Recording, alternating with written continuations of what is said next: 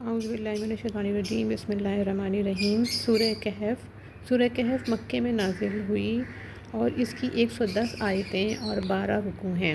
سورہ کہف 15ویں سپارے میں شروع ہوتی ہے۔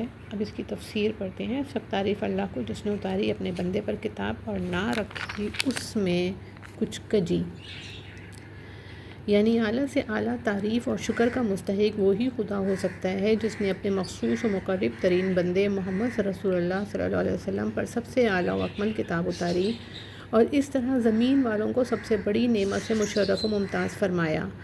بے شک اس کتاب میں کوئی ٹیڑھی ترچھی بات نہیں، عبارت انتہائی سلیس و فصیح، اسلوب بیان نہایت مؤثر و شگفتہ، تعلیم نہایت متوسط و معتدل، جو ہر زمانے اور ہر طبیعت کے مناسب اور عقل سلیم کے بالکل مطابق ہے۔ کسی قسم کی افراط و تفریط کا اس میں شائبہ نہیں، یعنی تکذیب کرنے والوں پر جو سخت آفت دنیا یا آخرت میں خداوند قہار کی طرف سے آنے والی ہے، اس سے یہ کتاب آگاہ کرتی ہے۔ قیمین کو بعض نے معنی مستقیم لے کر محض مضمون سابق کی تاکید قرار دی ہے، یعنی کتنا ہی غور کرو ایک بال برابر کجی نہیں پاؤ گے۔ بے شک مگر افراد نے اس لفظ کے معنی کی ہیں، یعنی تمام کتب سماویہ کی صحت و تصدیق پر مہر کرنے والی اور ان کی اصولی تعلیمات کو دنیا میں قائم رکھنے والی۔ ابو مسلم نے کہا، بندوں کی تمام مسالے کی متکفل اور ان کی معشومات کو درست کرنے والی۔ بہرحال جو معنی بھی لیے جائیں اس کی صداقت میں شبہ نہیں۔ بظاہر اس سے مراد آخرت کا بدلہ یعنی جنت ہے، جہاں مومنین قانتین کو دائمی خوشی اور ابدی راحت ملے گی۔ خدا کے لیے اولاد تجویز کرنے میں سب سے زیادہ مشہور اور پیش تو نصارہ ہیں، اور جیسا کہ احادیث سے ظاہر ہوتا ہے انہی سے حاملین قرآن کو قیامت تک زیادہ سابقہ پڑھنا ہے۔ تاہم عموم الفاظ نے بعض فرقے یہود جو عزیر علیہ السلام کو خدا کا بیٹا، یا بعض مشرکین جو ملائکہ اللہ کو خدا کی بیٹیاں کہتے تھے، وہ بھی داخل ہو گئے۔ گویا اس جگہ اولاد تجویز کرنے والے کافروں کو بالخصوص اور نصارہ کو عکس خصوص کے طور پر متنبہ کیا گیا، یعنی کوئی تحقیق اور علمی اصول ان کے ہاتھ میں نہیں، نہ ان کے باپ دادوں کے ہاتھ میں تھا، جن کی اندھی تقلید میں ایسی بھاری بات زبان سے نکال رہے ہیں۔ گویا خداوند تعالیٰ کی شان، قدوسیت اور صبوحیت کی ان لوگوں کو کچھ خبر نہیں جو اس کی جناب میں ایسی گستاخیاں کرتے ہوئے ذرا نہیں شرماتے۔ دلائل و براہین کی جگہ ان کے ذخیرے میں یہی باقی رہ گیا کہ زبان سے ایک جھوٹی اور بدیہی البطلان بات کہتے چلے جائیں، اور جب ثبوت مانگو تو کہہ دیں کہ یہ مذہب کا ایک راز ہے جس کی ادراک تک عقل انسانی کی رسائی نہیں۔ یعنی اگر یہ کافر قرآن کی باتوں کو نہ مانیں تو آپ ان کے غم میں اپنے کو بالکل گھلائیے نہیں۔ آپ تبلیغ و دعوت کا فرض ادا کر چکے اور کر رہے ہیں، کوئی نہ مانے تو آپ کو اس قدر دل میں گھٹنے اور غمگین ہونے کی ضرورت نہیں۔ نہ پچھتانا مناسب ہے کہ ہم نے ایسی کوشش کیوں کی جو کامیاب نہ ہو سکی، آپ تو بہرحال کامیاب ہیں۔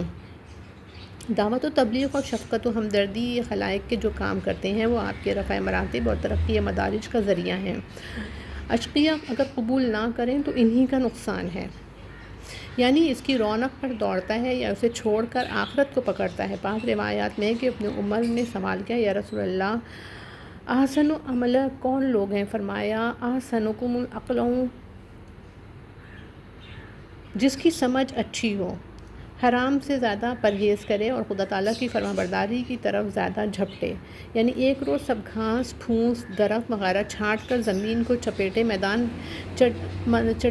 میدان بنایا جائے گا۔ جو لوگ اس کے بناؤ سنگھار پر ریچھ رہے ہیں وہ خوب سمجھ لیں کہ یہ زر پر کوئی باقی رہنے والی چیز نہیں۔ دنیا کی زمینی سامان خواہ کتنے ہی جمع کر لو اور مادی ترقیات سے ساری زمین کو لالہ و گلزار بنا دو، جب تک آسمانی ہدایت اور روحانی دولت سے تحیدست رہو گے، حقیقی سرور و طمانینت اور ابدی نجات و فلاح سے ہم آغوش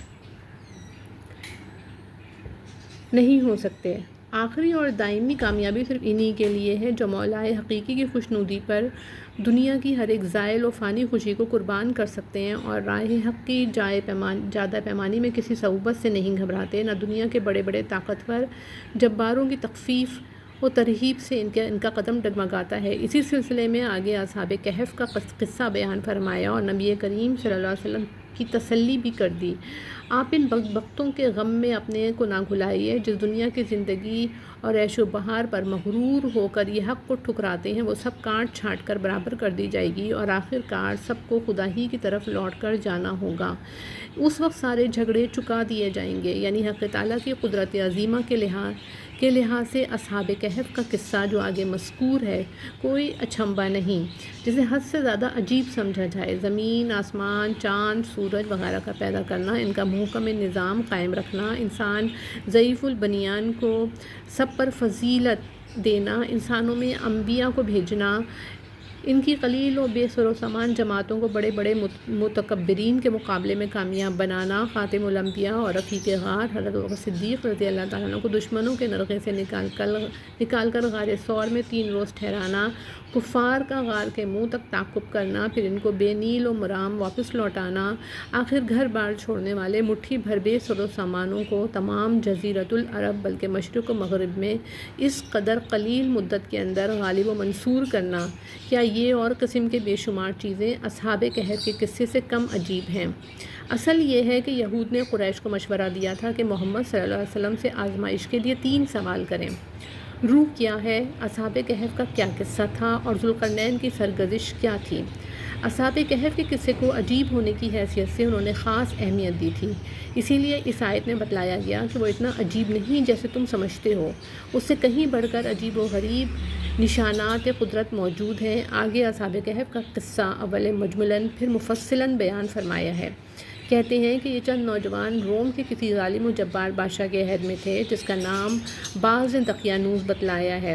بادشاہ سخت غالب پرست بت پرست تھا اور جبر و اکراه سے بت پرستی کی اشاعت کرتا تھا۔ عام لوگ سختی اور تکلیف کے خوف اور چند روزہ دنیوی منافع کی طمع سے اپنے مذاہب کو چھوڑ کر بت پرستی اختیار کرنے لگے۔ اس وقت چند نوجوانوں کے دلوں میں جن کا تعلق عمائد سلطنت سے تھا خیال آیا کہ ایک مخلوق کی خاطر خالق کو ناراض کرنا ٹھیک نہیں۔ ان کے دل خشیت الہی اور نور تقویٰ سے بھرپور تھے۔ حق تعالیٰ نے صبر، استقلال اور توکل و تبتل کے دولت سے مالا مال کیا تھا۔ بادشاہ کے روبرو جا کر بھی انہوں نے کا نعرہ مستانہ لگایا اور ایمانی جرات و استقلال کا مظاہرہ کر کے دیکھنے والوں کو مبہوت و حیرت زدہ کر دیا۔ بادشاہ کو کچھ ان کی نوجوانی پر رحم آیا اور کچھ دوسرے مجاقل و مصالح مانے ہوئے کہ انہیں فوراً قتل کر دے۔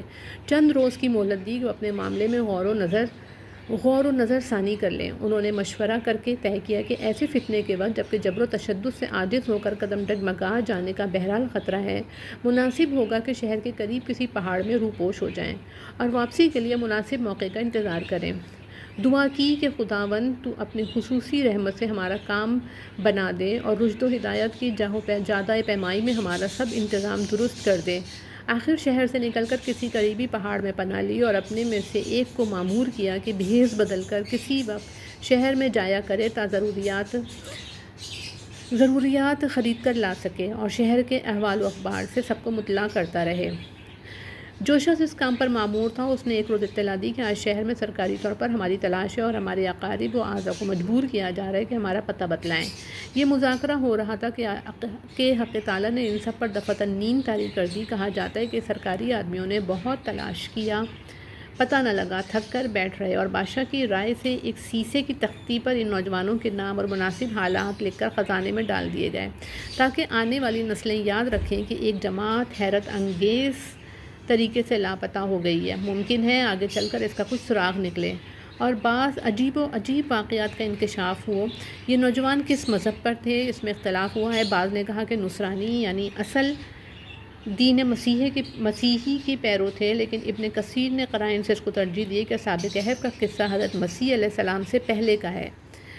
رقیم پہاڑ کی کھو کو کہتے ہیں اور بامائن مرقوم بھی ایک ہی جماعت۔ بائن مرقوم بھی آتا ہے یعنی لکھی ہوئی چیز۔ مسند عبد بن حمید کی ایک روایت میں جسے حافظ نے علی شرط البخاری کہا ہے، ابن عباس سے رقیم کے دوسرے معنی منقول ہیں یعنی اصحاب کہف اور اصحاب رقیم ایک ہی جماعت کے 2 لقب ہیں۔ غار میں رہنے کی وجہ سے اصحاب کہف کہلاتے ہیں اور چونکہ ان کے نام و صفت وغیرہ کی تختی لکھ کر رکھ دی گئی تھی اس لیے اصحاب رقیم کہلائے گئے، مگر مترجم محقق رحمۃ اللہ علیہ نے پہلے معنی لیے ہیں اور بہر صورت اصحاب کہف و اصحاب رقیم کو ایک ہی قرار دیا ہے۔ بعض علماء کی رائے یہ ہے کہ اصحاب رقیم کا قصہ قرآن میں مذکور نہیں ہوا، محض عجیب ہونے کے لحاظ سے اصحاب کہف کے تذکرے میں اس کا حوالہ دے دیا گیا، اور فی الحقیقت اصحاب رقیم کھو والے وہ 3 شخص ہیں جو بارش سے بھاگ کر ایک غار میں پناہ گزین ہوئے تھے۔ اوپر سے ایک بڑا پتھر آ پڑا جس نے غار کا منہ بند کر دیا۔ اس وقت ان میں سے ہر ایک شخص نے اپنی عمر کے مقبول ترین عمل کا حوالہ دے کر حق تعالیٰ سے فریاد کی اور بتدریج غار کا منہ کھل گیا۔ امام بخاری نے اصحاب کہف کا ترجمہ منعقد کرنے کے بعد حدیث الغار کا مستقل عنوان قائم کیا اور اس میں ان 3 شخصوں کا قصہ مفصل درج کر کے شاید اسی طرف اشارہ کر دیا ہے کہ اصحاب رقیم یہ لوگ ہیں۔ طبرانی اور بزار نے باسناد حسن نعمان بن بشیر نے مرفوعاً روایت کی کہ رسول اللہ صلی اللہ علیہ وسلم رقیم کا ذکر فرماتے تھے اور یہ قصہ 3 شخصوں کا بیان واللہ عالم، یعنی ایسی تھپکی دی کہ برسوں غار میں پڑے سوتے رہے، ادھر ادھر کی کوئی خبر ان کے کانوں میں نہیں پڑتی تھی۔ سالہ سال کے بعد حق تعالیٰ نے ان کو جگا دیا۔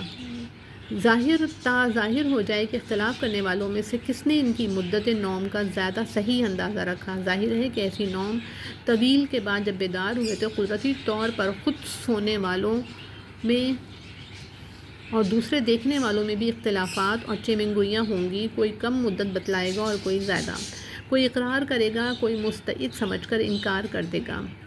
تو انہیں جگا کر یہ دیکھنا تھا کہ کون سی جماعت ٹھیک حقیقت پر پہنچتی ہے اور اس حقیقت پر پہنچ کر باعث بعد الموت کا عقدہ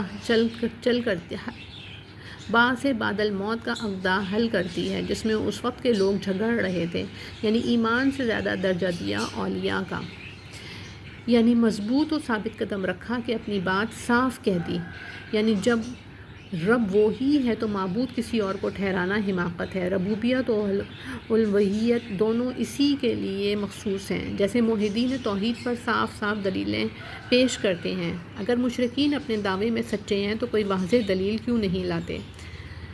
لائیں کہاں سے؟ جھوٹ کے پاؤں نہیں ہوتے، اس سے بڑا جھوٹ کیا ہوگا کہ خدا کے شریک ٹھہرائے جائیں۔ یعنی جب مشرکین کے دین سے ہم علیحدہ ہیں تو ظاہری طور پر بھی ان سے علیحدہ رہنا چاہیے، اور جب ان کے باطل معبودوں سے کنارہ کیا تو ہر طرف سے ٹوٹ کر تنہا اپنے معبود کی طرف جھکنا اور اسی سے رحمتوں کا امیدوار رہنا چاہیے۔ آپس میں مشورہ کر کے پہاڑ کی کھو میں جا بیٹھے، یعنی خدا تعالیٰ نے اپنی قدرت کاملہ سے انہیں ایسے ٹھکانے کی طرف رہنمائی کی جہاں مامون و مطمئن ہو کر آرام کرتے رہیں، نہ جگہ کی تنگی سے جی گھٹے، نہ کسی وقت دھوپ ستائے۔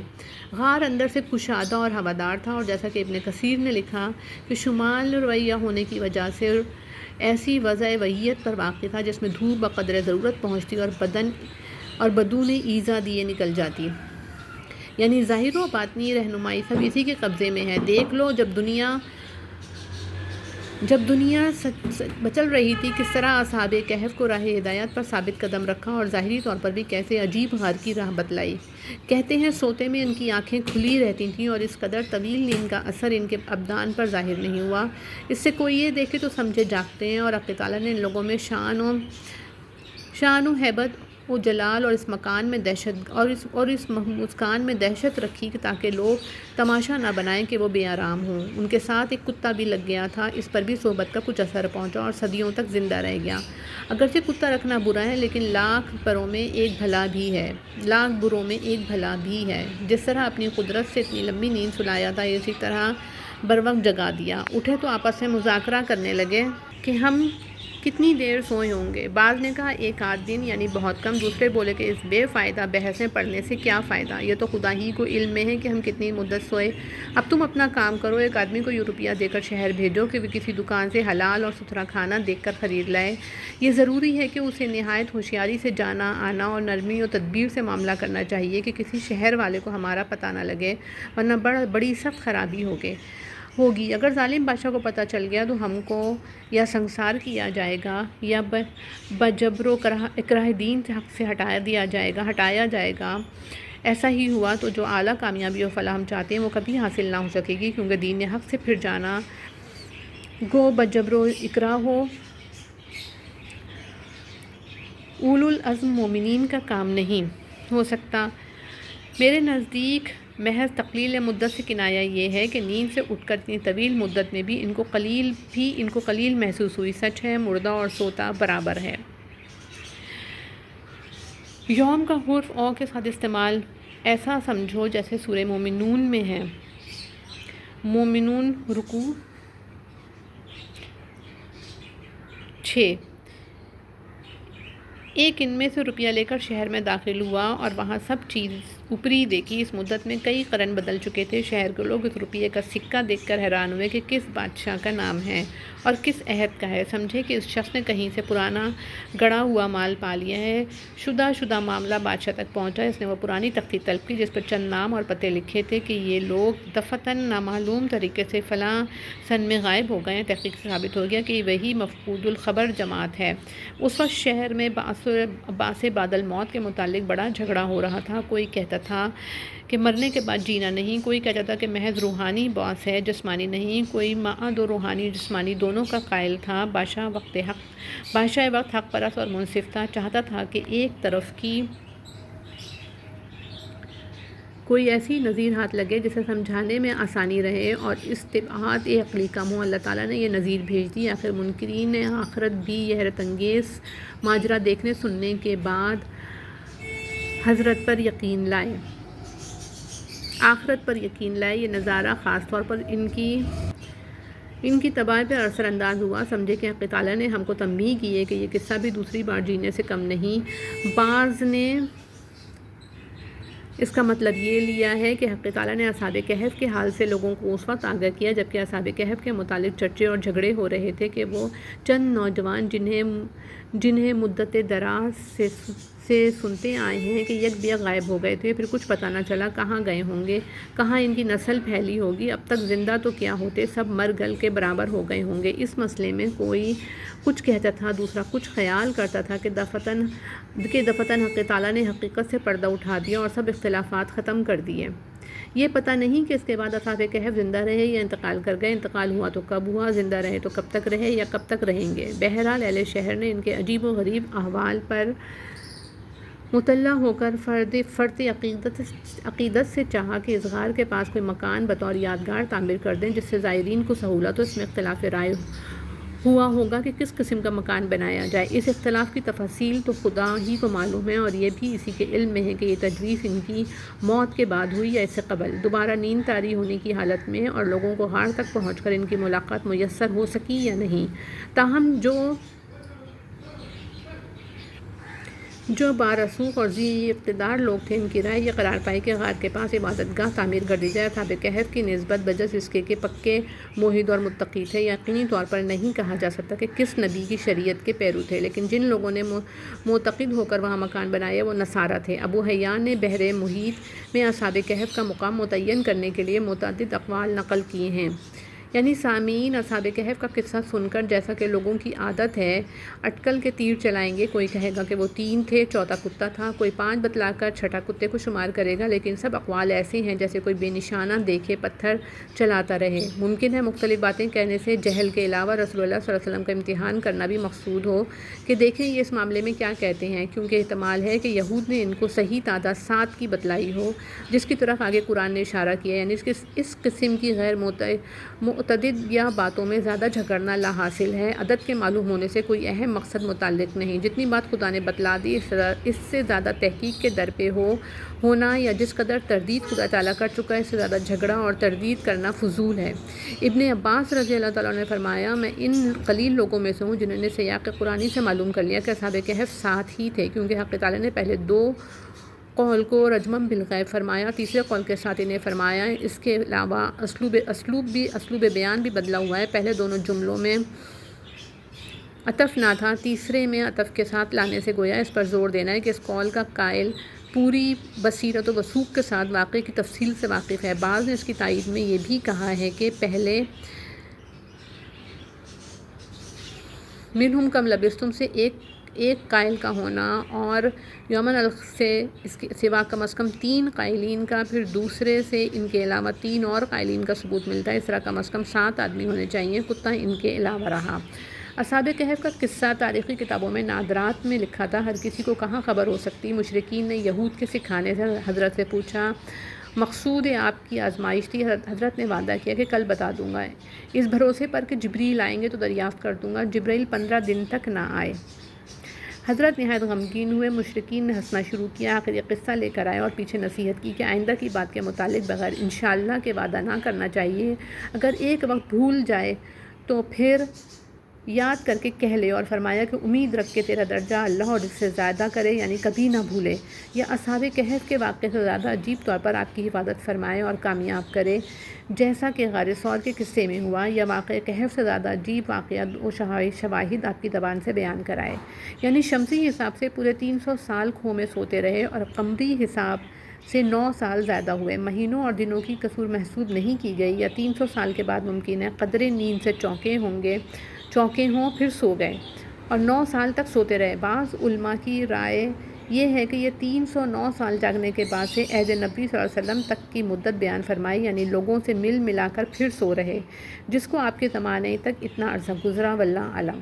ہمارے زمانے میں عشاء 252 سال کی عمر رکھتا ہے۔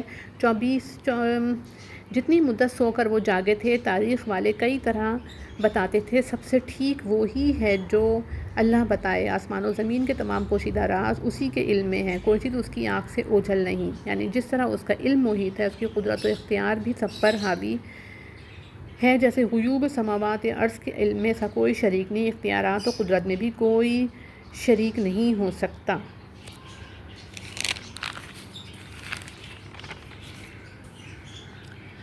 پہلے اصحاب کہف کے قصے پر فرمایا تھا، مطلب یہ ہے کہ بیکار چیزوں میں زیادہ الجھنے اور کاوش کرنے کی ضرورت نہیں، آپ اپنے فرض منصبی کی انجام دہی میں مشغول رہیے، یعنی جو جامع و مانع اور کافی و شافی کتاب تیرے رب نے مرحمت فرمائی، اسے پڑھ کر سناتے رہیے۔ خدا نے جو باتیں اس میں سنائی اور جو وعدے کیے، کوئی طاقت نہیں جو انہیں بدل یا ٹال سکے یا غلط ثابت کر سکے۔ بے شک اگر کوئی ان باتوں کو بدلنے کے در پہ ہوگا یا اس کتاب کی حقوق ادا کرنے میں کوتاہی کرے گا، وہ خوب سمجھ لے کہ خدا کے مجرم کے لیے کہیں پناہ نہیں۔ ہاں، وفاداروں کو پناہ دینے کے لیے اس کی رحمت وسیع ہے۔ دیکھ لو اصحاب کہف کو جو خدا کی باتوں پر جمے رہے، کیسی اچھی جگہ اپنی فضل سے عنایت فرمائی، یعنی اس کے دیدار اور خوشنودی حاصل کرنے کے شوق میں نہایت اخلاص کے ساتھ دائماً عبادت میں مشغول رہتے، مثلاً ذکر کرتے، قرآن پڑھتے، نمازوں پر قائم رہتے، حلال و حرام میں تمیز کرتے، خالق و مخلوق دونوں کے حقوق پہچانتے، گو دنیوی حیثیت سے معزز اور مالدار نہیں، جیسے صحابہ میں اس وقت عمار، صہیب، بلال ابن مسعود رضی اللہ تعالیٰ عنہم تھے۔ ایسے مومنین مخلصین کو اپنی صحبت و مجالس سے مستفید کرتے رہتے، اور کسی کے کہنے سننے پر ان کو اپنی مجلس سے علیحدہ نہ کیجیے، یعنی ان غریب شکستہ حال مخلصین کو چھوڑ کر موٹے متکبر دنیا داروں کی طرف سے اس غرض سے نظر نہ اٹھائیے کہ ان کے مسلمان ہو جانے سے دین اسلام کو بڑی رونق ہوگی۔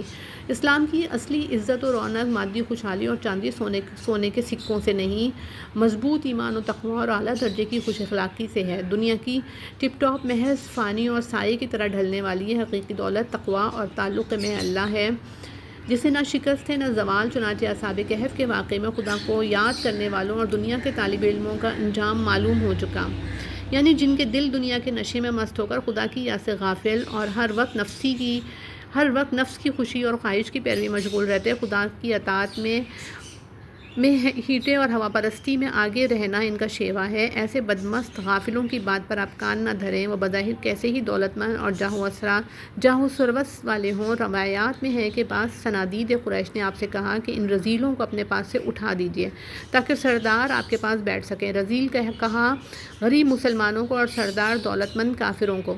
ممکن ہے آپ کے قلب مبارک میں یہ خیال گزرا ہو کہ ان غربا کو تھوڑی دیر علیحدہ کر دینے میں کیا مذائقہ ہے، وہ تو پکے مسلمان ہیں، مصلحت پر نظر کر کے رنجیدہ نہ ہوں گے، اور یہ دولت مند اس صورت میں اسلام قبول کر لیں گے۔ اس پر یہ آیت اتری کہ آپ ہرگز ان متکبرین کا کہنا نہ مانیے، کیونکہ یہ بےہودہ فرمائش ہی ظاہر کرتی ہے کہ ان میں حقیقی ایمان کا رنگ قبول کرنے کی استعداد نہیں۔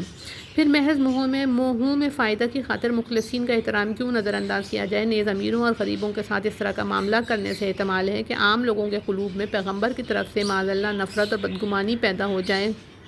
جس کا ضرر اس ضرر سے کہیں زائد ہوگا جو ان چند متکبرین کے اسلام قبول نہ کرنے کی صورت میں تصور کیا جا سکتا ہے۔ یعنی خدا کی طرف سے سچی باتیں سنا دی گئیں، کسی کے ماننے نہ ماننے کی سے کچھ پرواہ نہیں۔ جو کچھ نقصان ہوگا صرف تمہارا ہوگا، ماننے اور نہ ماننے والے دونوں اپنا اپنا انجام سوچ لیں۔ جو آگے بیان کیا جاتا ہے دنیا کی چہل پہل محض ہیچ اور فانی ہے، اس کا لطف جب ہی ہے کہ فلاح و آخرت کا ذریعہ بنے، وہاں محض دنیا کا تمول کام نہ دے گا، بلکہ جو یہاں شکستہ حال تھے بہت سے وہاں عیش و آرام میں ہوں گے۔ وہ قناتیں بھی آگ کی ہوں گی، یعنی گرمی کی شدت سے پیاس لگے گی تو آتش پکاریں گے، تب تیل کی تھلچڑ یا پیپ کی طرح کا پانی دیا جائے گا جو سخت حرارت اور تیزی کی وجہ سے منہ کو بھون ڈالے گا، یعنی ادنا سے ادنا نیکی بھی کم نہ ہوگی، پورا بدلہ دیا جائے گا تاکہ دکھلا دیا جائے کہ اصلی اور دائمی دولت مند کون لوگ ہیں۔ کنگن یا ریشمی کپڑوں اور اسی طرح جنت کی تمام نعمتوں کی خاص کیفیت کو ہم دنیا میں نہیں سمجھ سکتے، کیونکہ ہماری محسوسات میں اس موتن کی کوئی پوری مثال موجود نہیں۔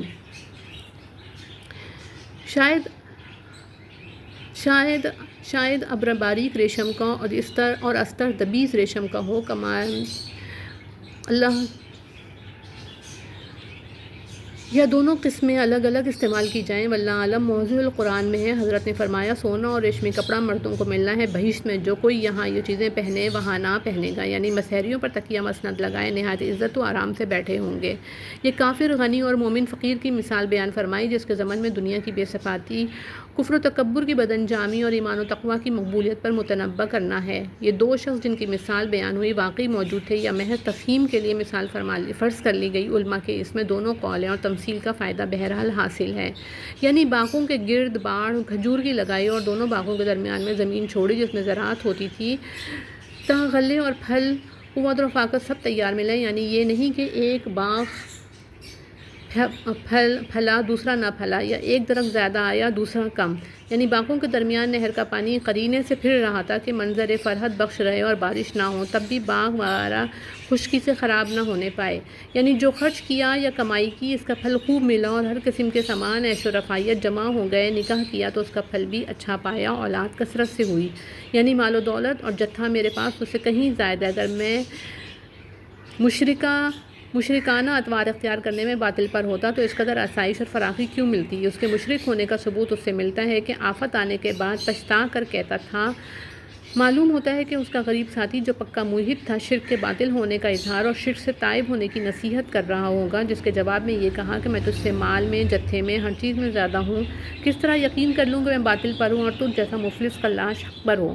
یعنی شرک میں مبتلا تھا، کبر و غرور کا نشہ دماغ میں بھرا ہوا تھا، دوسروں کو حقیر جانتا تھا اور خدا کی قدرت و جبروت پر نظر نہ تھی، نہ یہ سمجھتا تھا کہ آگے کیا انجام ہونے والا ہے، بس یہی باغ اس کی جنت تھی جس کو آپ خیر سے ابدی سمجھتے تھے، یعنی اب تو آرام سے گزرتی ہے اور میں نے سب انتظامات ایسے مکمل کر لیے کہ میری زندگی تک ان باغوں کے تباہ ہونے کا بظاہر کوئی کھٹکا نہیں رہا۔ بعد الموت کا قصہ سو اول تو مجھے یقین نہیں کہ مرنے کے بعد ہڈیوں کے ریزوں کو دوبارہ زندگی ملیں گی اور ہم خدا کے سامنے پیش کیے جائیں گے، لیکن اگر ایسا ہوا تو یقیناً مجھے یہاں سے بہتر سامان وہاں ملنا چاہیے۔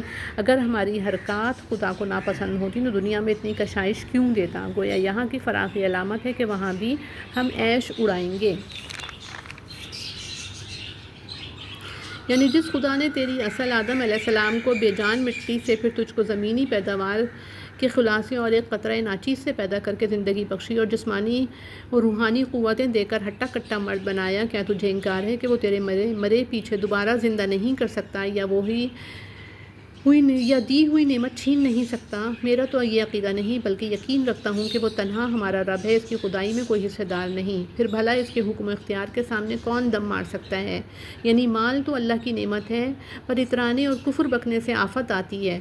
چاہیے تھا کہ باغ میں داخل ہوتے وقت ماشاء اللہ لا قوت الا باللہ کہتا، یعنی جو خدا جو چاہے عطا فرمائے، ہم میں کچھ زور و قوت ہے اسی کی امداد و اعانت سے ہے، وہ چاہے تو ایک دم میں سلب کر لے۔ روایات میں ہے کہ جب آدمی اپنے گھر میں آسودگی نظر آئے تو یہی الفاظ کہے، دنیا میں یا آخرت میں، یعنی ایک گرم بگولہ اٹھے یا اور کوئی آفت سماوی نازل ہو جو تیرے تکبر و تہیب کی سزا میں باغ کو تہس نہس کر کے صاف چٹیل میدان بنا دے، یا نہر کا پانی خشک ہو کر رہ جائے، پھر باوجود کوشش کے جاری نہ ہو، یعنی کفِ افسوس ملتا رہ گیا۔ آخر اس کے باغ پر وہی ہوا جو اس مرد نیک کی زبان سے نکلا تھا۔ رات کو آفت سماوی آفت سماوی آگ کی صورت میں آئی، سب جل کر ڈھیر ہو گیا، مال خرچ کیا تھا پونجی بڑھانے کو، وہ اصل بھی کھو بیٹھا، مگر اب پچھتائے کیا ہوت جب چڑیاں چگ گئیں کھیت، اور یہ افسوس و ندامت بھی خدا سے ڈر کر نہیں، محض دھندی ضرر پہنچنے کی بنا پر تھا، یعنی نہ جتھا کام آیا، نہ اولاد، نہ فرضی معبود جنہیں خدائی کا شریک ٹھہرا رکھا تھا، اور نہ خود اپنی ذات میں اتنی طاقت تھی کہ خدا کے عذاب کو روک دیتا یا بدلہ لے سکتا۔ یعنی جس عمل کا جو بدلہ کسی کو دے وہی ٹھیک ہے، یہاں اور وہاں ہر جگہ اختیار اسی کا چلتا ہے، کسی کی مجال نہیں کہ اس کے فیصلے میں دخل دے سکے۔ یعنی دنیا کی عارضی بہار اور فانی اور سری الزوال تر و تازگی کی مثال ایسی سمجھو کہ خشک اور مردہ زمین پر بارش کا پانی پڑا، وہ یک بے یک جی اٹھی، گنجان درخت اور مختلف اجزاء سے رلا ملا سبزہ نکل آیا، لہلہاتی کھیتی آنکھوں کو بھلی معلوم ہونے لگی، مگر چند روزی گزرے کہ زرد ہو کر سوکھنا شروع ہو گئی، آخر ایک وقت آیا کہ کاٹ چھانٹ کر برابر کر دی گئی، پھر ریزہ ریزہ ہو کر ہوا میں اڑائی گئی۔ یہی حال دنیا کے دیدہ و زیب و اہلِ فریب بناؤ سنگھار کا سمجھو، چند روز کے لیے خوب ہری بھری نظر آتی ہے، آخر میں چورا ہو کر ہوا میں اڑ جائے گی اور کٹ چھٹ کر سب میدان صاف ہو جائے گا، جیسا کہ آگے آیت میں اشارہ کیا گیا ہے۔ یعنی جب چاہے پھر جلا دے کہ اگانا اور چورا کر کے اڑا دینا سب اسی کے دست قدرت میں ہے، یعنی مرنے کے بعد مال و اولاد وغیرہ کام نہیں آتے، صرف وہ نیکیاں کام آتی ہیں جن کا اثر یا ثواب آئندہ باقی رہنے والا ہو۔ حدیث میں ان کلمات کو باقیات و صالحات فرمایا، یہ محض مثال کے طور پر ہے، ورنہ تمامی اعمال حسنہ میں اس میں داخل ہیں، موضوع قرآن میں ہیں۔ رہنے والی نیکیاں یہ کہ علم سکھائے جائے جو جاری رہے، یا کوئی نیک رسم چلائی جائے، یا مسجد، کنواں، سرائے، باغ، کھیت وقف کر دیا جائے، یا اولاد کو تربیت کر کے صالح چھوڑا جائے، اسی قسم کے کام ہیں جن پر خدا کے ہاں بہترین بدلہ مل سکتا ہے اور انسان عمدہ توقعات قائم کر سکتا ہے۔ دنیا کی فانی و زائل خوشحالی پر لمبی چوڑی امیدیں باندھنا عقل مندی نہیں۔ یعنی جب قیامت آئے گی، پہاڑ جیسی سخت مخلوق بھی اپنی جگہ سے چلائی جائے گی، بلکہ اس کے بھاری بھاری چٹانیں دھنی ہوئی اون کی طرح فضا میں اڑتی پھریں گی، غیر زمین کے سارے ابھار مٹا کر سطح ہموار اور کھلی ہوئی رہ جائے گی، یعنی کوئی شخص خدائی عدالت سے غیر حاضر نہ ہو سکے گا۔ منکرین بوس کو تقریع و توبیخ کے طور پر یہ کہا جائے گا کہ تم تو قیامت وغیرہ کو محض ڈھکوسلا سمجھتے تھے، آج سب جتھا اور اثاثہ چھوڑ کر ننگ دھڑنگ کہاں آ پہنچے، اور جیسا بنایا تھا پہلی بار میں یہ بھی داخل ہے کہ بدن میں کچھ زخم و نقصان وغیرہ نہ رہے گا۔ حدیث میں ہے کہ محشر میں کل 120 صفحے ہوں گے جن میں اسی امت محمدیہ کی ہیں، یعنی اعمال نامہ ہر ایک کے ہاتھ میں دیا جائے گا، اس میں اپنے گناہوں کی فہرست پڑھ کر مجرم خوف کھائیں گے کہ دیکھیے آج کیسی سزا ملتی ہے، یعنی ذرہ ذرہ عمل آنکھوں کے سامنے ہوگا اور ہر ایک چھوٹی اور بڑی بدی یا نیکی اعمال نامے میں مندرج پائیں گے۔ حق تعالیٰ کی بارگاہ میں ظلم کا بائیں معنی تو امکان ہی نہیں کہ وہ غیر کی ملک میں تصرف کرے، کیونکہ تمام مخلوق اسی کی ملک ہے، لیکن ظاہر میں جو ظلم نظر آئے اور بے موقع کام سمجھا جائے وہ بھی نہیں کرتا، نہ کسی کو بے قصور پکڑتا ہے، نہ کسی کی ادنا نیکی کو ضائع ہونے دیتا ہے، بلکہ اپنی حکمت بالغہ سے نیکی و بدی کے ہر ایک درخت پر وہی پھل لگاتا ہے جو اس کی طبیعت و نوعیہ کا اقتضا ہو۔ کفر و ایمان اور طاعت و معصیت میں خالق الکل نے اسی طرح کے علیحدہ خواص و تاثیرات رکھ دی ہیں، جیسے زہر اور تریاق میں آخرت میں خیر و شر کے یہ تمام خواص و آثار اعلانیہ ظاہر ہو جائیں گے۔ راجع یہی ہے کہ ابلیس نوع جن سے تھا، عبادت میں ترقی کر کے گروہ ملائکہ میں شامل ہو گیا، اسی لیے فرشتوں کو جو حکم و سجود ہوا اس کو بھی ہوا، اس وقت اس کی اصلی طبیعت رنگ لائی، تکبر کر کے خدا تعالیٰ کی فرمانبرداری سے بھاگ نکلا، آدم کے سامنے سر جھکانے میں کثر شان سمجھی۔ تعجب ہے کہ آج آدم کی اولاد اپنے رب کی جگہ اسی دشمن ازلی اور اس کی اولاد و اتباع کو اپنا رفیق و خیر خواہ اور مددگار بنانا چاہتی ہے۔ اس سے بڑھ کر بے انصافی اور ظلم کیا ہوگا، یہ قصہ پہلے کئی جگہ مفصل گزر چکا ہے، یہاں اس پر متنبہ کرنے کے لیے لائے ہیں کہ دنیا فانی کی ٹپ ٹاپ پر مغرور ہو کر آخرت سے غافل ہو جانا شیطان کی تحریک و تسویل سے ہے، چاہتا ہے کہ ہم اپنے اصلی آبائی وطن جنت میں واپس نہ جائیں، اس کا مطمع نظریہ ہے کہ دوست بن کر ہم سے پرانی دشمنی نکالے۔ آدمی کو لازم ہے کہ ایسے چلاک دشمن سے ہوشیار رہے، جو لوگ دنوی متاع پر مغرور ہو کر ضعفاء کو حقیر سمجھتے ہیں اور اپنے کو بہت لمبا کھینچتے ہیں، وہ تکبر و تخافت میں شیطان العین کی راہ پر چل رہے ہیں۔ ابن کثیر نے بعض روایات نقل کر کے جن میں ابلیس کی اصل نوع ملائکہ میں سے بتلائی گئی ہے، لکھا ہے کہ ان روایات کا غالب حصہ اسرائیلیات میں سے ہے، جنہیں بہت نظر و فکر کے بعد احتیاط کے ساتھ قبول کرنا چاہیے، اور ان میں کی بعض چیزیں تو یقیناً جھوٹ ہیں، کیونکہ قرآن اور ان کی صاف تکذیب کرتا ہے۔ آگے ابن کثیر نے بہت وزن دار الفاظ میں اسرائیلیات کے متعلق جو کچھ کلام کیا، دیکھنے اور یاد رکھنے کی قابل ہے۔ یہاں سب خوف و تطویل ہم درج نہیں کر سکتے۔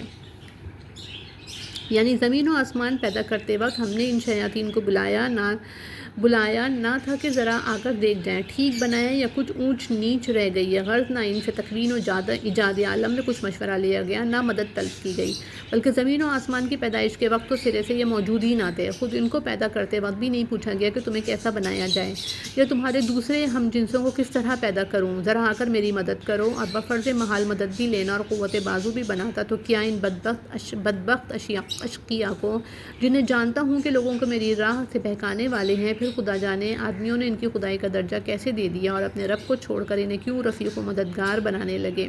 یعنی جن کو میرا شریک بنا رکھا تھا، بلاؤ تا اس مصیبت کے وقت تمہاری مدد کریں۔ اس وقت رفاقت اور دوستی کی ساری قلعی کھل جائے گی، ایک دوسرے کے نزدیک بھی نہ جا سکیں گے، کام آنا تو درکنار، وہ دونوں کے بیچ میں عظیم و وسیع خندق آگ کی حائل ہوگی۔ یعنی شروع میں شاید کچھ معافی کی امید ہوگی، لیکن جہنم کو دیکھتے ہی یقین ہو جائے گا کہ اب اس میں گرنا ہے اور فرار کا کوئی راستہ نہیں۔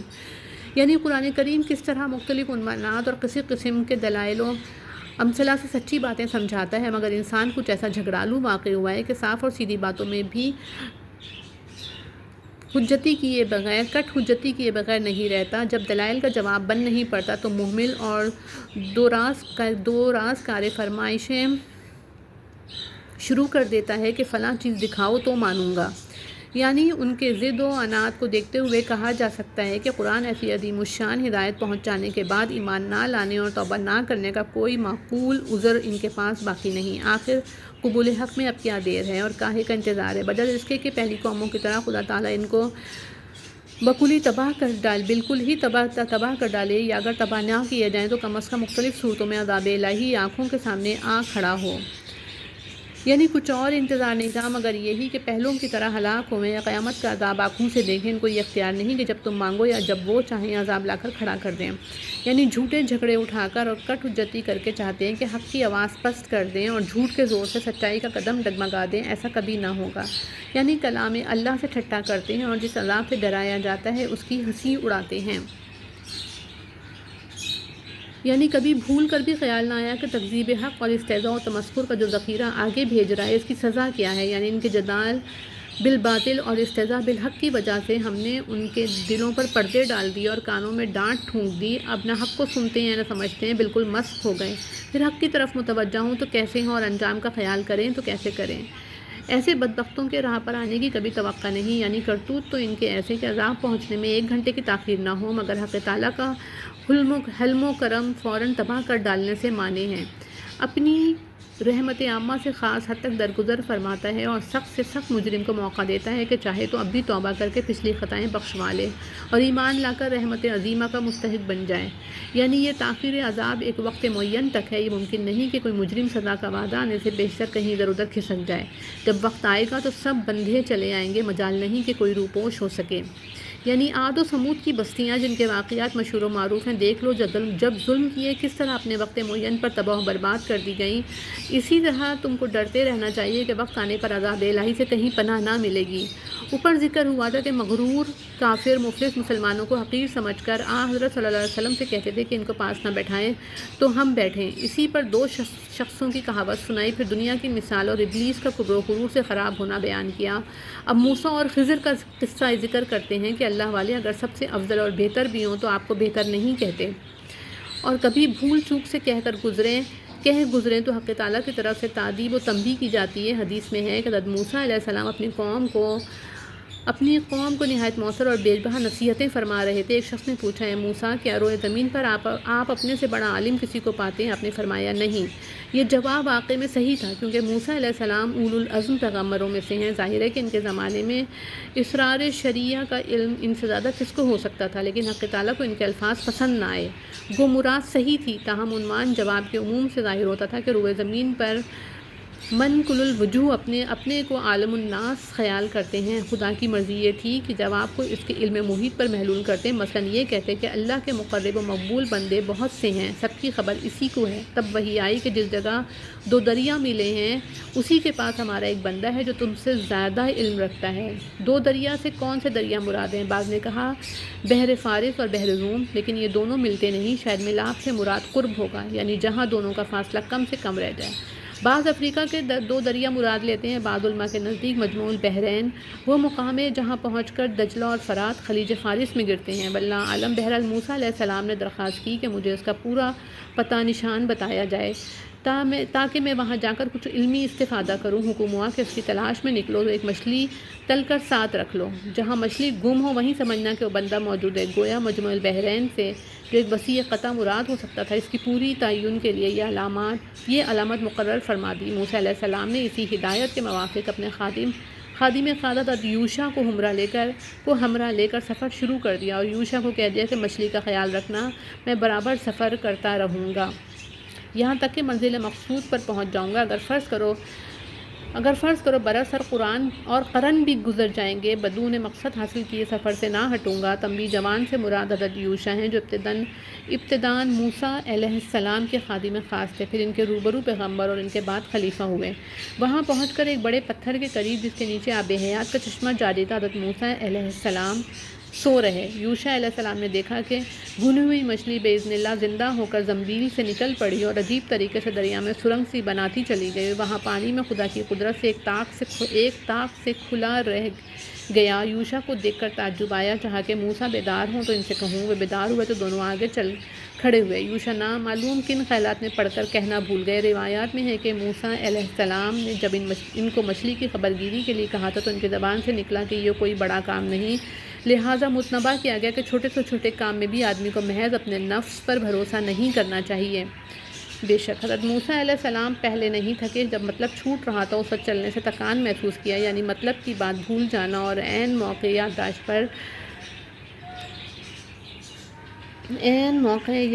پر ذہول ہونا شیطان کی وسوسہ اندازی سے ہوا۔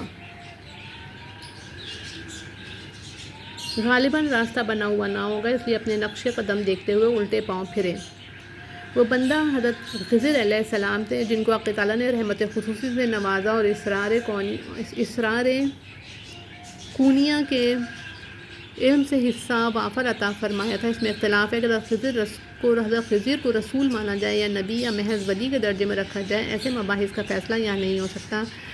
تاہم ایکر کا رجحان اسی طرف ہے کہ ان کو نبی تسلیم کیا جائے، اور جیسا کہ بعض محققین کا خیال ہے کہ جو انبیاء جدید شریعت لے کر نہیں آتے ان کو بھی اتنا تصرف اختیار ہوتا ہے کہ مصالح خصوصیہ کی بنا پر شریعت مستقلہ کہ کسی عام کی تخصیص یا مطلق کی تقلید کی تنقید یا عام ضابطے سے بعض جزیات کا استثناء کر سکیں۔ اسی طرح کے جزئی تصرفات حضرت خضر کو بھی حاصل تھے۔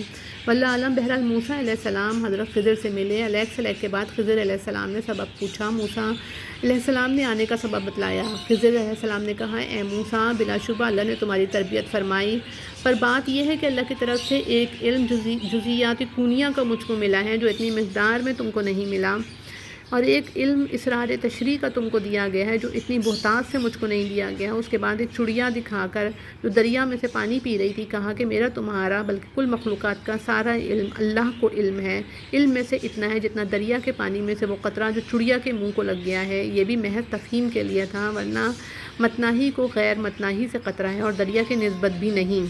بسم اللہ الرحمن الرحیم۔ حضرت خضر نے موسیٰ علیہ السلام کے مزاج وغیرہ کا اندازہ کر کے سمجھ لیا کہ میرے ساتھ ان کا نباہ نہ ہو سکے گا، کیونکہ وہ مامور تھے کہ واقعات کونیہ کا جزئی علم پا کر اسی کے موافق عمل کرے، اور موسیٰ علیہ السلام جن علوم کے حامل تھے ان کا تعلق تشریعی قوانین و کلیات سے تھا۔ بنابراین جن جزیات میں عوارض و خصوصیات کا خاصے کی وجہ سے بظاہر عام ضابطے پر عمل نہ ہوگا، حضرت موسیٰ اپنی معلومات کی بنا پر ضرور روک ٹوک کریں گے اور خاموشی کا مسلک دیر تک قائم نہ رکھ سکیں گے۔ آخر نتیجہ یہ ہوگا کہ جدا ہونا پڑے گا۔ یہ وعدہ کرتے وقت غالباً موسیٰ علیہ السلام کو اس کا تصور بھی نہیں ہو سکتا تھا کہ ایسے مقرب و مقبول بندے سے کوئی ایسی حرکت دیکھنے میں آئے گی جو علانیہ ان کی شریعت بلکہ عام شرائع و اخلاق کے خلاف ہو۔ غنیمت ہوا کہ انہوں نے انشاءاللہ کہہ لیا تھا، ورنہ ایک قطعی وعدہ کی خلاف ورزی کرنا اولو العزم پیغمبر کی شان کے لائق نہ ہوتا۔ یعنی کوئی بات اگر بظاہر ناحق نظر آئے تو مجھ سے فوراً باز پرس نہ کرنا جب تک کہ میں خود اپنی طرف سے کہنا شروع نہ کروں۔ جب وہ اس کشتی پر چڑھنے لگے، ناؤ والوں نے حضرت خضر کو پہچان کر مفت سوار کر لیا۔ اس احسان کے بدلے یہ نقصان دے کر موسیٰ کو اور زیادہ تعجب ہوا، لیکن کشتی پوری طرح کنارے کے قریب پہنچ کر توڑی۔ لوگ ڈوبنے سے بچ گئے، اور توڑنا یہ تھا کہ ایک تختہ نکال ڈالا، گویا عیب دار کر دی۔ یعنی اگر بھول چوک پر بھی گرفت کرو گے تو میرا تمہارا ساتھ رہنا مشکل ہو جائے گا۔ یہ پہلا پوچھنا تھا حضرت موسیٰ علیہ السلام سے بھول کر ہوا، اور دوسرا اقرار کرنے کو، اور تیسرا رخصت ہونے کو۔ ایک گاؤں کے قریب چند لڑکے کھیل رہے تھے، ان میں سے ایک کو جو زیادہ خوبصورت اور سیانہ تھا پکڑ کر مار ڈالا اور چل کھڑے ہوئے۔ بعض روایات میں اس کا نام حبیسور آیا ہے۔ وہ لڑکا بالغ تھا یا نہیں، بعض کا قول ہے کہ بالغ تھا، اور لفظ غلام عدم بلوغ پر دلالت نہیں کرتا، لیکن جمہور مفسرین اس کو نابالغ بیان کرتے ہیں، واللہ اعلم، یعنی بے گناہ۔ جب تک لڑکا بالغ نہ ہو اس پر کچھ گناہ نہیں۔ یہ لفظ بظاہر اس کے نابالغ ہونے کی تائید کرتا ہے، اگرچہ دوسروں کے لیے تعویل کی گنجائش ہے۔ یعنی اول تو نابالغ قصاص میں بھی قتل نہیں کیا جا سکتا، اس پر مزید یہ کہ یہاں قصاص کا بھی کوئی قصہ نہ تھا، پھر اس سے بڑھ کر نامعقول بات کون سی ہوگی؟ کیونکہ ایسے حالات و واقعات میں دیکھنے میں آئیں گے جن پر تم خاموشی کے ساتھ صبر نہیں کر سکو گے۔ آخر وہی ہوا۔ حضرت موسیٰ علیہ السلام کو اندازہ ہو گیا کہ خضر کی تحیر نیز حالات و واقعات کا چپ چاپ مشاہدہ کرتے رہنا بہت ٹیڑھی کھیر ہے، اس لیے آخری بات کہہ دی کہ اس مرتبہ اگر سوال کروں تو مجھے اپنے ساتھ نہ رکھیں، ایسا کرنے میں آپ معذور ہوں گے، اور میری طرف سے کوئی الزام آپ پر عائد نہیں ہو سکتا، کیونکہ 3 مرتبہ موقع دیکھ کر آپ حجت تمام کر چکے۔ یعنی ایک بستی میں پہنچ کر وہاں کے لوگوں سے ملے اور چاہا کہ بستی والے مہمان سمجھ کر کھانا کھلائیں، مگر یہ سعادت ان کی قسمت میں نہ تھی۔ انہوں نے دیوار جھکی ہوئی قریب تھی کہ زمین پر آ رہے لوگ اس کے نیچے گزرتے ہوئے خوف کھاتے تھے۔ حضرت خضر علیہ السلام نے ہاتھ لگا کر سیدھی کر دی اور منہدم ہونے سے بچا لیا۔ اہل کا لفظ شاید اس لیے لائے کہ بستی میں ان کا آنا محض مرور و عبور کے طور پر نہ تھا، نہ یہ صورت تھی کہ باشندگان شہر سے علیحدہ کسی سرائے وغیرہ میں جا اترے ہوں، بلکہ قصد کر کے شہر والوں سے ملے۔ اور میں دوبارہ لفظ اہل کی تصریح ان کی مزید نقبی کے لیے، یعنی جن سے مہمانی چاہی تھی وہ اہل قریہ کے کوئی پردیسی مسافر نہ تھی جو یہ عذر کر سکیں کہ ہمارا گھر یہاں نہیں، مہمانداری کیسے کریں۔ یعنی بستی والوں نے مسافر کا حق نہ سمجھا کہ مہمانی کریں، ان کی دیوار مفت بنا دینے کی کیا ضرورت تھی؟ اگر کچھ معاوضہ لے کر دیوار سیدھی کرتے تو ہمارا کھانے پینے کا کام چلتا، اور ان تنگ دل سنجیلوں کو ایک طرح کی تنبیہ ہو جاتی، شاید اپنی بد اخلاقی اور بے مروتی پر شرماتے۔ یعنی حسب وعدہ اب مجھ سے علیحدہ ہو جائیے، آپ کا نبھا میرے ساتھ نہیں ہو سکتا، لیکن جدا ہونے سے پہلے چاہتا ہوں کہ ان واقعات کے پوشیدہ اسرار کھول دوں جن کے چکر میں پڑھ کر آپ صبر و ضبط کی شان قائم نہ رکھ سکیں۔ حضرت شاہ صاحب رہتے ہیں اس مرتبہ موسیٰ نے جان کر پوچھا، رخصت ہونے کو سمجھ لیا کہ یہ علم میرے ڈھب کا نہیں۔ حضرت موسیٰ علیہ السلام کا علم وہ تھا جس کی خلقت پیروی کرے تو ان کا بھلا ہو۔ حضرت خضر کا علم وہ تھا کہ دوسروں سے اس کی پیروی بناوے، یعنی دریا میں محنت و مزدوری کر کے پیٹ پالتے تھے۔ یعنی جدھر کشتی جانے والی تھی اس طرف سے ایک ظالم بادشاہ جو اچھی کشتی دیکھتا چھین لیتا یا بگار میں پکڑ لیتا تھا، میں نے چاہا کہ عیب دار کر دوں تاکہ اس ظالم کی دست برس سے محفوظ رہے، اور ٹوٹی ہوئی خراب کشتی سمجھ کر کوئی تعرض نہ کرے۔ بعض آثار میں ہے کہ خطرے کے مقام سے آگے نکل کر پھر حضرت خضر نے کشتی اپنے ہاتھ سے درست کر دی۔ وہ اصل فطرت سے ہر بچہ مسلمان پیدا ہوتا ہے، مگر آگے چل کر خارجی اثرات سے بچپن ہی سے داس کی بنیاد بری پڑ جاتی ہے، جس کا پورا یقینی علم تو خدا تعالیٰ کو ہی ہوتا ہے۔ تاہم کچھ آثار اہل بصیرت کو بھی نظر آنے لگتے ہیں۔ اس لڑکے کی نسبت اللہ تعالیٰ نے حضرت خضر کو آگاہ فرما دیا کہ اس کی بنیاد بری پڑی تھی۔ بڑا ہوتا تو موذی اور بدرا ہوتا اور ماں باپ کو بھی اپنے ساتھ لے ڈوبتا، وہ اس کی محبت میں کافر بن جاتے۔ اس طرح لڑکے کا مارا جانا والدین کے حق میں رحمت اور ان کی حفاظت کا ذریعہ بن گیا۔ خدا کو منظور تھا کہ اس کے ماں باپ ایمان پر قائم رہیں۔ حکمت الہیہ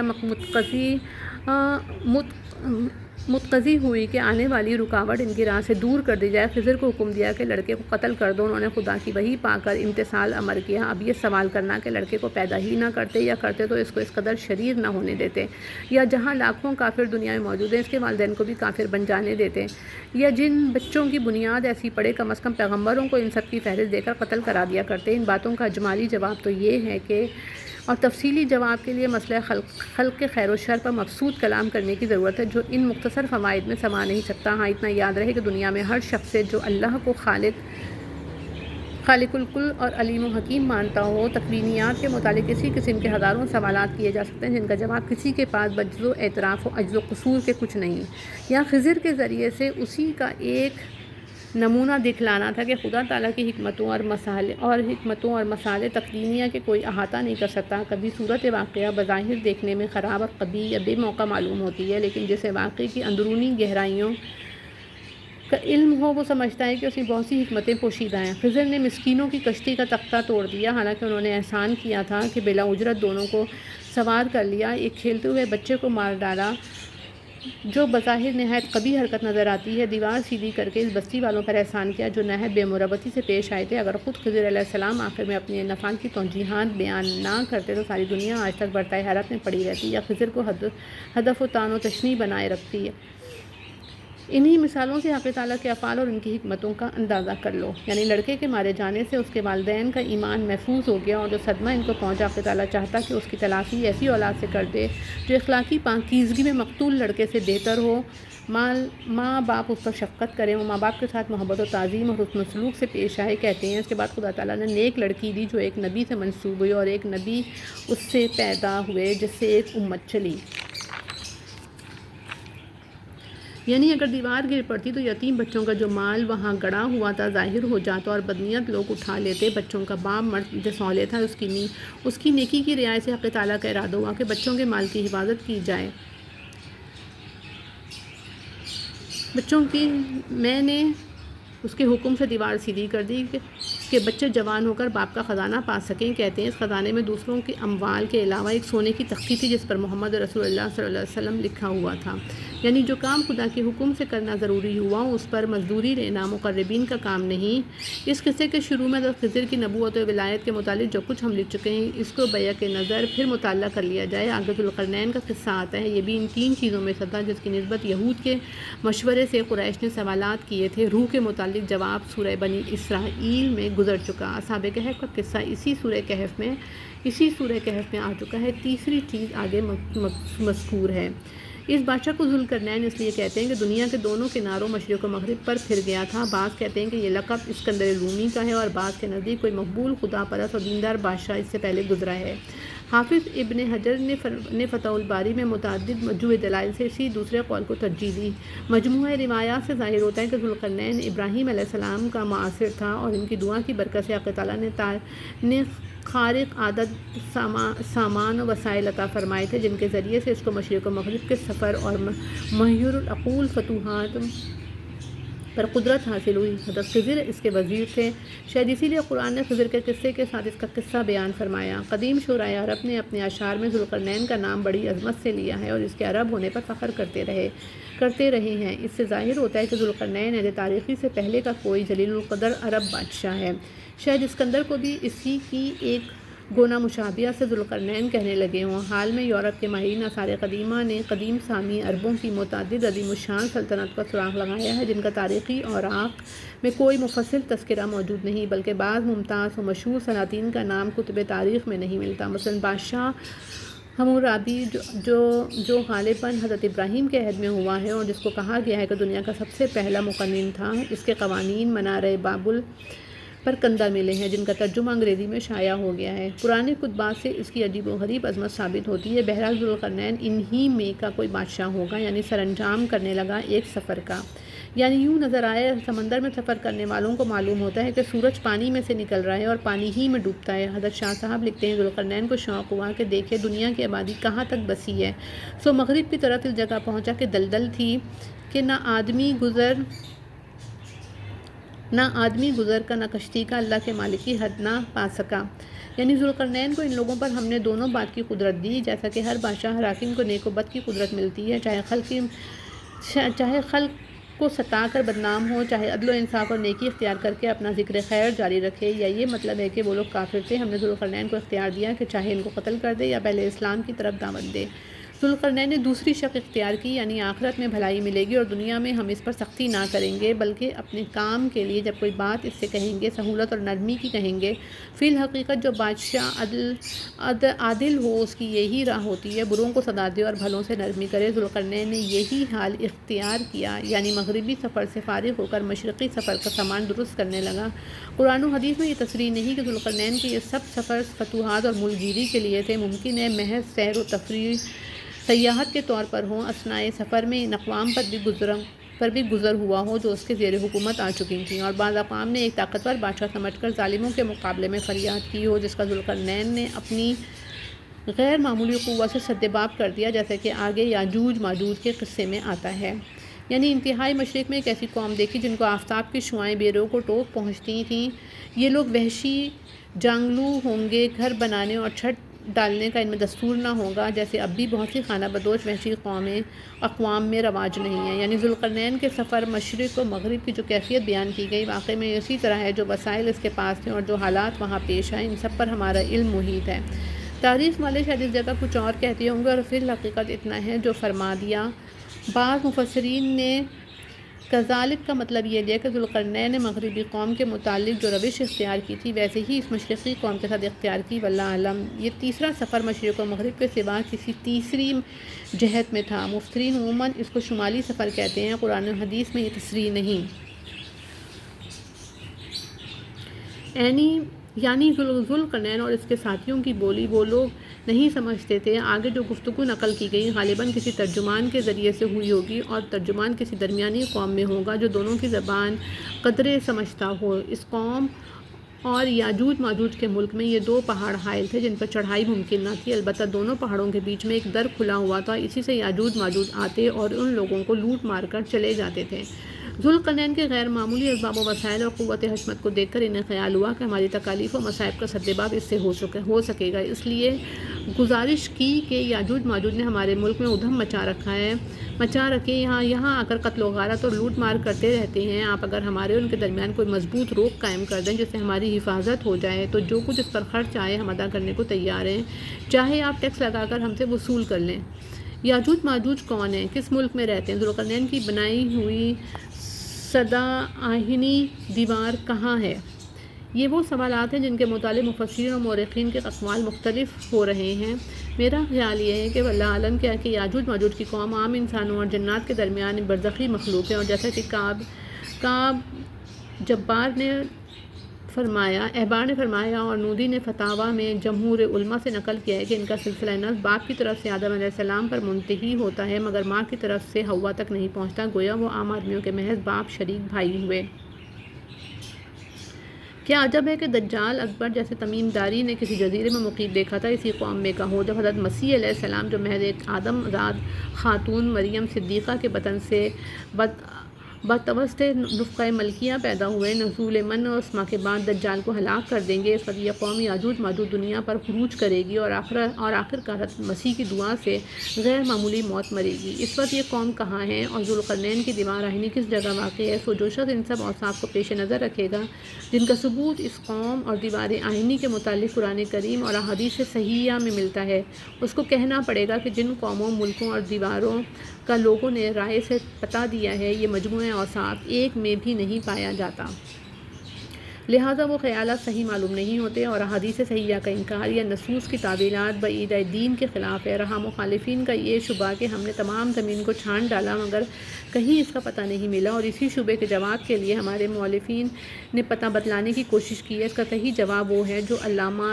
آلوسی بغدادی نے دیا ہے کہ ہم کو اس کا موقع معلوم نہیں، اور ممکن ہے کہ ہمارے اور اس کے درمیان بڑے بڑے سمندر حائل ہوں، اور یہ دعویٰ کرنا کہ ہم تمام خشکی و تری پر محیط ہو چکے ہیں واجب التسلیم نہیں۔ عقلاً جائز ہے کہ جس طرح اب سے 500 برس پہلے تک ہم کو چوتھے بر اعظم کا وجود کا پتہ نہ چلا، اب بھی کوئی 5واں بر اعظم ایسا موجود ہو جہاں تک ہم رسائی حاصل نہ کر سکے ہوں، اور تھوڑے دنوں بعد ہم وہاں تک یا وہ لوگ ہم تک پہنچ سکیں۔ سمندر کی دیوار اعظم جو آسٹریلیا کے شمال مشرقی ساحل پر واقع ہے، آج کل برطانوی سائنسدان ڈاکٹر سی ایم ینگ کے ذریعے ہدایت اس کی تحقیقات جاری ہے۔ یہ دیوار 1000 میل سے زیادہ لمبی اور بعض مقامات پر 12 میل تک چوڑی اور 1000 فٹ اونچی ہے، جس پر بے شمار مخلوق بستی ہے۔ جو مہم اس کام کے لیے روانہ ہوئی تھی، حال میں اس نے اپنی 1 سالہ تحقیقات ختم کر کی ہے، جس سے سمندر کے عجیب و غریب اسرار منکشف ہوتے ہیں اور انسان کو حیرت و استعجاب کی ایک نئی دنیا معلوم ہو رہی ہے۔ پھر کیسے دعویٰ کیا جا سکتا ہے کہ ہم کو خشکی اور تری کی تمام مخلوق کے مکمل اکتشافات حاصل ہو چکے ہیں؟ بہرحال مخبر صادق میں جس کا صدق دلائل قطعیت ثابت ہو چکا ہے، جب اس دیوار کی میں اس کے اوصاف کی خبر دی تو ہم پر واجب ہے کہ تصدیق کریں اور ان واقعات کے منتظر رہیں جو مشککین و منکرین کے الزام پیش آ کر رہیں گے۔ یعنی مال میرے پاس بہت ہے، مگر ہاتھ پاؤں سے ہمارے ساتھ تم بھی محنت کرو۔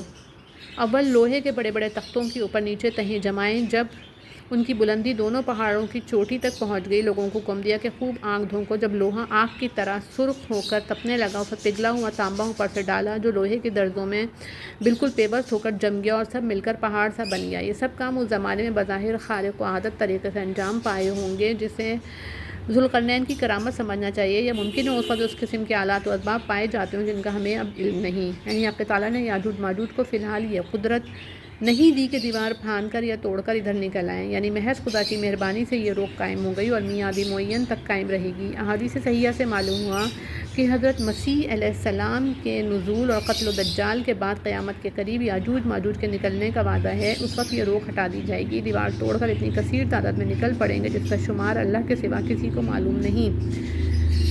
دنیا ان کے مقابلے سے عاجز ہوگی۔ حضرت مسیح کو حکم ہوگا کہ میرے خاص بندوں کو لے کر طور پہ چلے جائیں۔ آخر حضرت مسیح علیہ السلام بارگاہ احدیت کی طرف دست دعا دراز کریں گے۔ اس کے بعد یاجوج ماجوج پر ایک غیبی وبا مسلط ہوگی، سب ایک دم مر جائیں گے۔ مزید تفصیل کتب حدیث باب الامارات اور ساتھ میں دیکھنی چاہیے۔ یعنی یاجوج ماجوج سمندر کے موجوں کی طرح بے شمار تعداد میں اٹھاٹے مارتے ہوئے نکلیں گے، یا یہ مطلب ہے کہ شدت ہول و اضطراب سے ساری مخلوق رل گھٹ ہو جائے گی، جنوں ان سے ایک دوسرے میں گھسنے لگیں گے۔ پھر قیامت کا بغل ہوگا، یعنی سور پھونکا جائے گا۔ اس کے بعد سب خدا کے سامنے میدان حشر میں اکٹھے کیے جائیں گے اور دوزخ کافروں کی آنکھوں کے سامنے ہوگا۔ شاید کافروں کی تخصیص اس لیے کہ اصل میں دوزخ انہی کے لیے تیار کیا گیا اور ان کی آنکھوں پر دنیا میں پردہ پڑا ہوا تھا، وہ پردہ اڑ گیا۔ یعنی خود اپنی عقل کی آنکھ برابر نہ تھی کہ قدرت کے نشان دیکھ کر یقین لاتے اور خدا کو یاد کرتے اور ضد سے کسی کی بات نہ سنی جو دوسرے کو سمجھانے کے سمجھائے سمجھ لیتے۔ یعنی کیا منکرین یہ گمان کرتے ہیں کہ میرے خاص بندوں مسیح عزیز روح القدس فرشتوں کو پرستش کر کے اپنی حمایت میں کھڑا کر لیں گے؟ ہرگز نہیں، وہ خود تمہاری حرکات سے بیزاری کا اظہار فرمائیں گے اور تمہارے مقابل مدعی بن کر کھڑے ہوں گے۔ یعنی اس دھوکے میں مت رہنا، وہاں تم کو کوئی نہیں پوچھے گا کہ ہم تمہاری مہمانی کریں گے دوزخ کی آگ اور قسم قسم کے عذاب سے۔ یعنی قیامت کے دن سب سے زیادہ خسارے میں وہ لوگ ہوں گے جن کی ساری دوڑ دھوپ دنیا کے لیے تھی، آخرت کا کبھی خیال نہ آیا، محض دنیا کی ترقیات اور مادی کامیابیوں کو بڑی معراج سمجھتے رہے۔ یا یہ مطلب کہ دنیوی زندگی میں جو کام انہوں نے اپنے نزدیک اچھے سمجھ کر کیے تھے، خواہ وہ واقع میں اچھے تھے یا نہیں، وہ سب کفر کی نحوست سے وہاں بیکار ثابت ہوئے اور تمام محنت برباد گئی۔ یعنی نہ اللہ تعالیٰ کی نشانیوں کو مانا، نہ خیال کیا کہ کبھی اس کے سامنے حاضر ہونا ہے۔ کافر کی حسنات مردہ یہ ہیں، اس ابدی زندگی میں کسی کام کی نہیں، اب محض کفریات و سیئات رہ گئیں۔ سو ایک پلہ کیا تلے تولنا تو موازنہ بالمقابل حسن کا وجود ہی نہیں، پھر تولنے کا کیا مطلب؟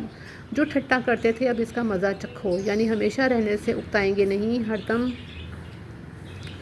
ہر دم تازہ بتازہ نعمتیں ملیں گی، کبھی خواہش نہ کریں گے کہ ہم کو یہاں سے منتقل کیا جائے۔ قریش نے یہود کے اشارے سے روح اصحاب کہف اور ذوالقرنین کے متعلق سوال کیا تھا۔ سورہ حاضہ کی ابتدا میں اصحاب کہف کو اور آخر میں ذوالقرنین کا قصہ جہاں تک موضوع قرآن سے متعلق تھا بیان فرمایا، اور روح کے متعلق سورہ بنی اسرائیل میں فرما دیا۔ اب خاتمہ صورت پر بتلاتے ہیں کہ اللہ تعالیٰ کے علم و حکمت کی باتیں بے انتہا ہیں، جو باتیں تمہارے ظرف و استعداد و ضرورت کے لائق بتلائی گئیں، حق تعالیٰ کی معلومات میں سے اتنی بھی نہیں جتنا سمندر میں سے ایک قطرہ۔ فرض کرو اگر پورے سمندر کا پانی سیاہی بن جائے، جیسے خدا کی باتیں لکھنی شروع کی جائیں، اس کے بعد دوسرا اور تیسرا ویسا ہی سمندر اس میں شامل کرتے رہو تو سمندر ختم ہو جائیں گے، پر خدا کی باتیں ختم نہ ہوں گی۔ یہیں سے سمجھ لو کہ قرآن اور دوسری کتب سماویہ کے ذریعے سے خواہ کتنا ہی وسیع علم بڑی سے بڑی مقدار میں کسی کو دے دیا جائے، علم الہی کے سامنے وہ بھی غلیظ ہے، بے شک گو فی حد ذاتہ اسے کثیر کہہ سکیں۔ آمین ثم آمین یا رب العالمین۔